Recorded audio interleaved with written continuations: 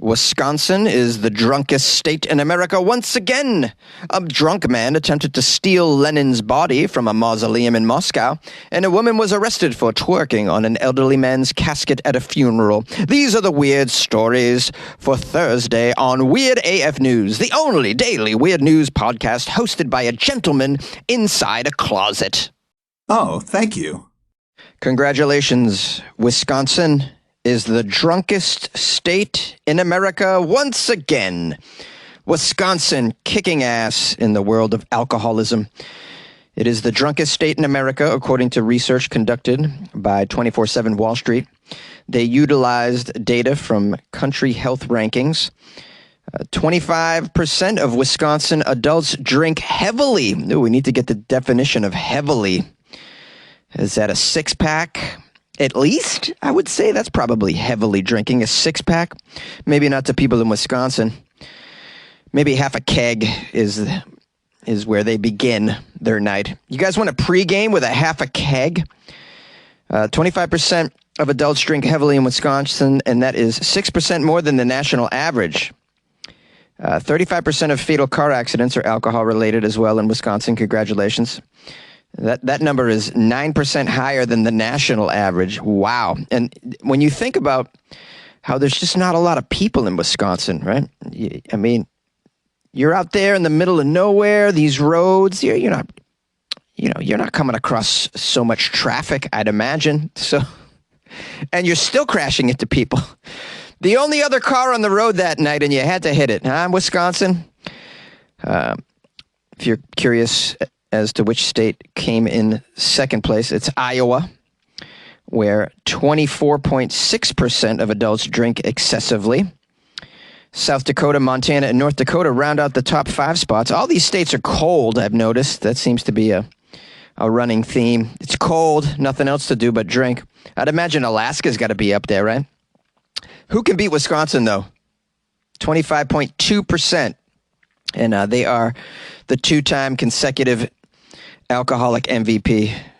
Wisconsin is known for exporting cheese, cows, serial killers, and alcoholics, apparently. All right, now you're probably curious, which states drink the least? Which states are the most behaved? Or you could say least fun. Although some states are more skewing towards the marijuana usage rather than the alcohol. That's been a trend lately. I noticed this in my state of California here. More people are smoking than drinking. They're swapping it out. And as a result, probably fewer drunk drivers out here on the streets here. A lot of high drivers, though, which means they're not driving anywhere near the speed limit. Not that you can't even get up to the speed limit in LA. Have you seen the traffic here? Pretty horrible. Okay, so given their more stringent laws on alcohol consumption, it should come as no surprise that the state of Utah is the least drunk state in America, with only 11.9% of adults reporting excessive drinking. Yeah, that's no surprise. I don't even think you can get alcohol on a Sunday in Utah. Isn't that correct? They're really strict about that stuff. It says here, Oklahoma, Alabama, West Virginia, Mississippi, and Arkansas round out the states that are considered the least drunk. Wow, really? Alabama? I find that hard to believe. Oh, yeah, they're doing meth. That's the thing. They're doing meth over there, so no time for drinking. And in case you're wondering, that is the reason that Florida isn't on the drunkest state list, because you would think that Florida would be in the top 5, but no. They're too busy doing, bath salts? What makes you eat your neighbor's cheek off? A drunk Russian man attempted to steal Lenin's embalmed body from a mausoleum. A Moscow resident was detained after he hopped a fence and approached the doors of the mausoleum and tried to open them. The mausoleum contained the embalmed body of Vladimir Lenin. Wonder why this guy wanted Lenin's body. Does he have some sort of dead revolutionary fetish? Let's keep reading. Now, he tried to pry open the mausoleum doors, but was thankfully stopped by the security guards. And after being taken to a police station, he allegedly said that he wanted to steal the body of the founder of the Soviet Union. Here's a quote from one of the police officers. "The man behaved strangely. The man said something awkward, later admitted He wanted to steal Lenin's body. But that was a pretty half-assed Russian accent. Let me try again here. The man behaved strangely, said something awkward. Later admit he wants to steal Lenin's body. I think it's a little better. I'm not a one-take wonder all the time. The doctors were summoned to conduct a medical health check on the man. According to the media, the man could not remember or explain why exactly he wanted to steal Lenin's body. How strange. Well, you know, copious amounts of vodka make you do strange things. Sometimes you just want to kiss the ugly person at the bar. Other times you want to steal the body of famous people. It was established that the detainee worked as a furniture assembler and after divorcing his wife 5 years ago had become addicted to alcohol. So sad. According to one report, the man recalled drinking alcohol on Tverskaya Street in Moscow, but had no recollection of what happened after that. This is one of those stories that if your friends told you this the next day after you blacked out, how would you even believe it?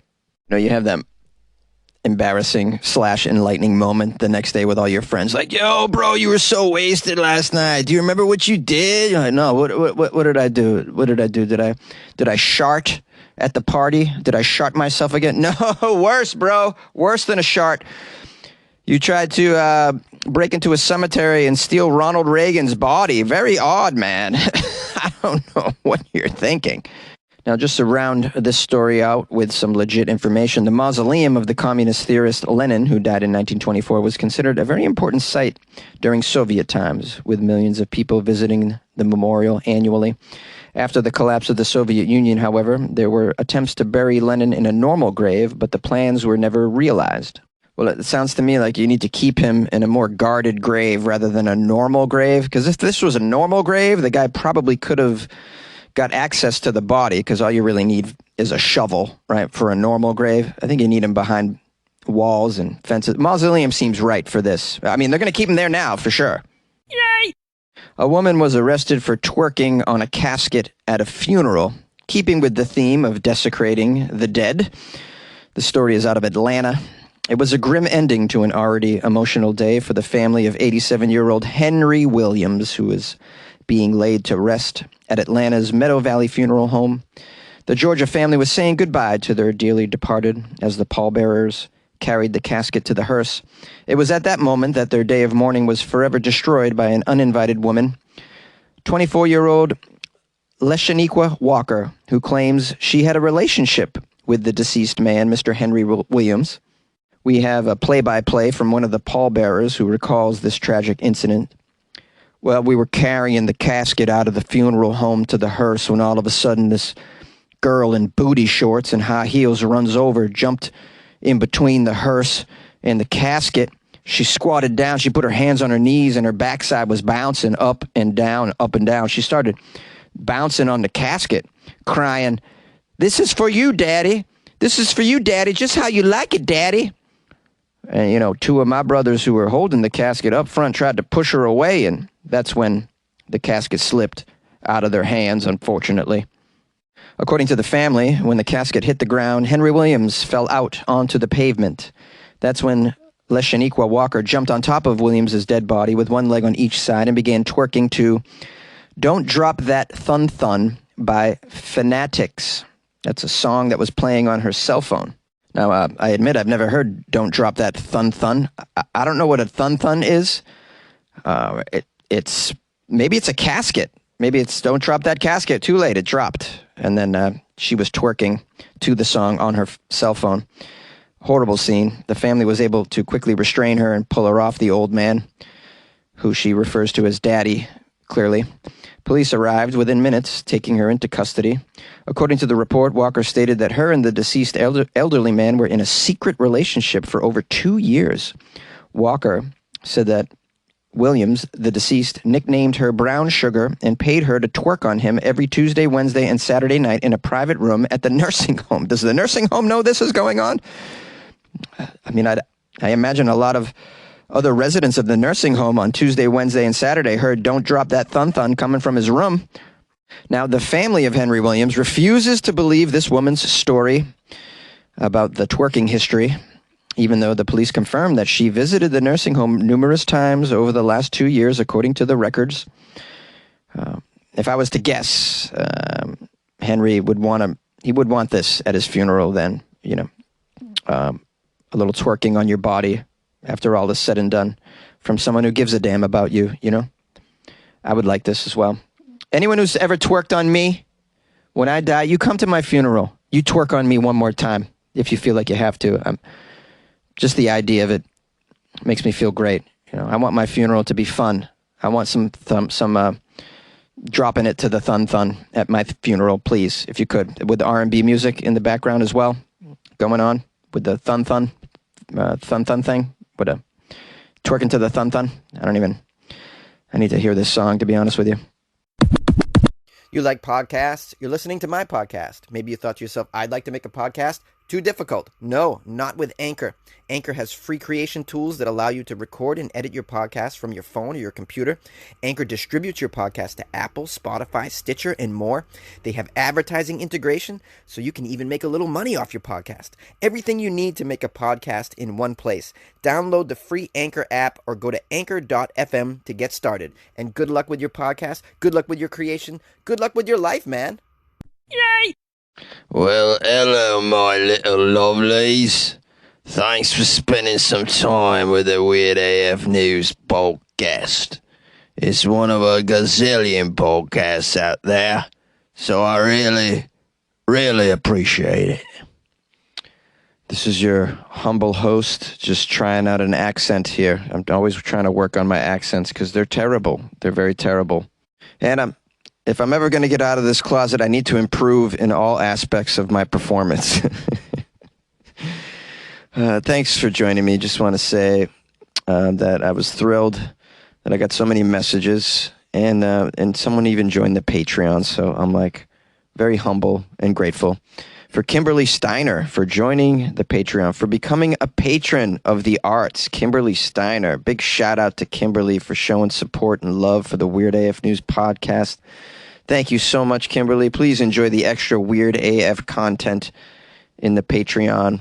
You guys can join the Patreon like Kimberly by going to patreon.com/weirdafnews or the website weirdafnews.com. Click on the Patreon banner right there. Super easy.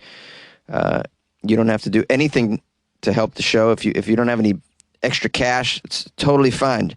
Tell a friend. Doesn't cost a damn thing. If you want to help me out tomorrow, it's going to be Florida Friday, so you can feel free to send me any Florida news that you come across. My email's funnyjones@gmail.com. You can do that.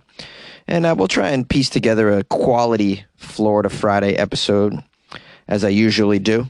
They're not all winners, guys, but then again, this podcast is free. Hi, Jonesy. It's Terry from Philly. Hope you're doing well. I haven't called in a while. I haven't really listened in a while either. Long story. I just listened to your Tuesday episode about the Dr. Saunders. That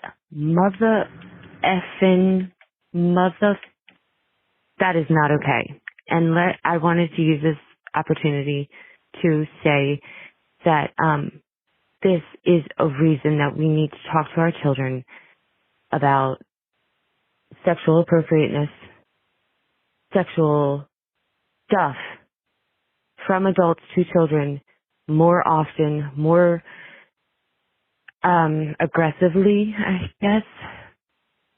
But March and April are important months. March is Women's History Month, but also in April, that is the Sexual Assault Awareness Month. Please, let's get the conversations going.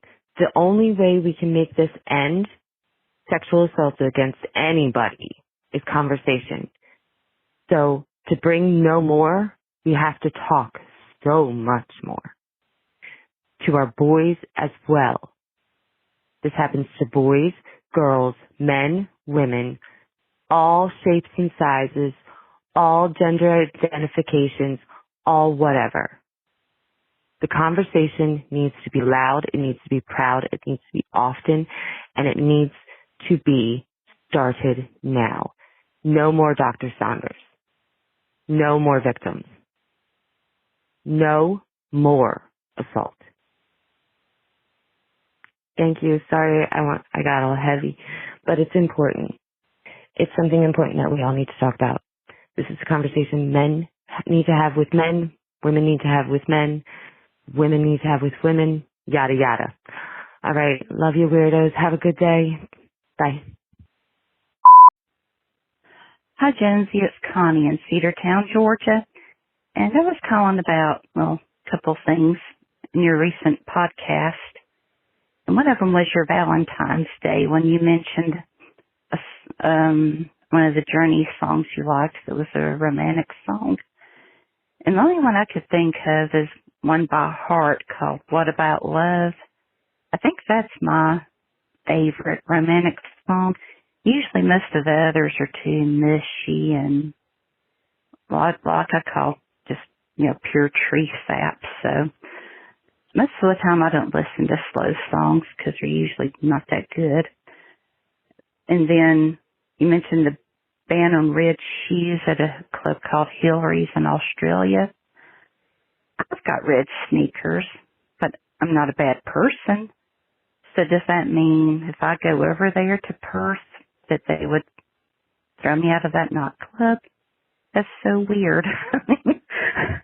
I thought they're just red sneakers. That doesn't make me a bad person, I don't think. I mean, I've got a red jacket too. I could just go all out, see what they do. I kind of want to now, just to see what they would do. And then you mentioned yesterday's the best cars to have sex in. Well, the ones you mentioned, or that were on the list, the top 10, I didn't agree with. I mean, I guess they could be, but I don't know. Well, it's Caprice Classic, the Chevy Caprice Classic. My first serious boyfriend, that's the car that his parents have, and he would drive it. And, that worked. His grandfather had a Cadillac DeVille, which that was very comfortable. And then one of my other boyfriends had a Jaguar, and I have to say that worked out pretty good too. Very comfortable. So that's my top 3 anyway, but the Chevy was that was the better one. Well, the Cadillac too. Yeah, it's a tie for first and second, but anyway, so I'd throw that out there. So I hope all of y'all have a great weekend and happy Florida Friday. I'm looking forward to the podcast. You haven't put it out yet, so I can't wait. I'm kind of anxious. It's been a heck of a Friday, so I need a good laugh. So everybody have a good weekend. I love y'all. Love you too, Jonesy. And I'll talk to you later. Bye, y'all.